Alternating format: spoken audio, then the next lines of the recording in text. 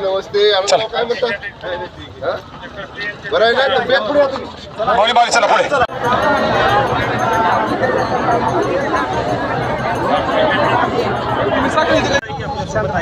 साहेब, आज पालखीचं आगमन होत आहे.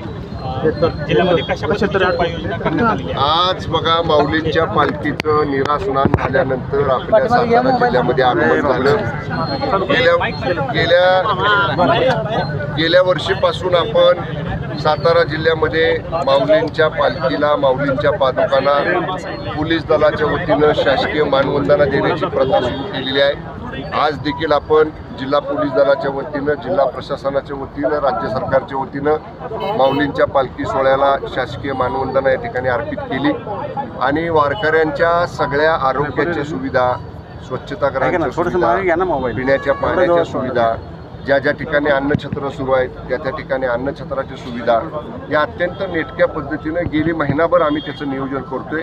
आमचे जिल्हाधिकारी, आमचे जिल्हा पोलीस अधीक्षक, आमचे मुख्य कार्यकारी अधिकारी, इतर सगळे नगरविकास प्रशासनाचे सगळे अधिकारी अत्यंत चोख व्यवस्था आपण ठेवलेली आहे. पुरेसा पोलीस बंदोबस्त ठेवलेला आहे आणि फिरती पथकंसुद्धा आपली पोलीस दलाची, महसूल यंत्रणेची, आरोग्य यंत्रणेची फिरती पथकंसुद्धा वारीबरोबर आपण ठेवलेली आहेत. त्यामुळं जिल्ह्यात 2 दिवसाचा वारीचा माऊलींचा मुक्काम असणार आहे. मुक्कामाची व्यवस्था देखील चोख ठेवलेली आहे. पुरेसा बंदोबस्त आहे, आरोग्य सुविधा आहेत आणि कुठलीही गैरसोय वारकऱ्यांची, भाविक भक्तांची जिल्ह्यामध्ये होणार नाही याची पुरेपूर खबरदारी आम्ही घेतलेली आहे. Okay, thank you.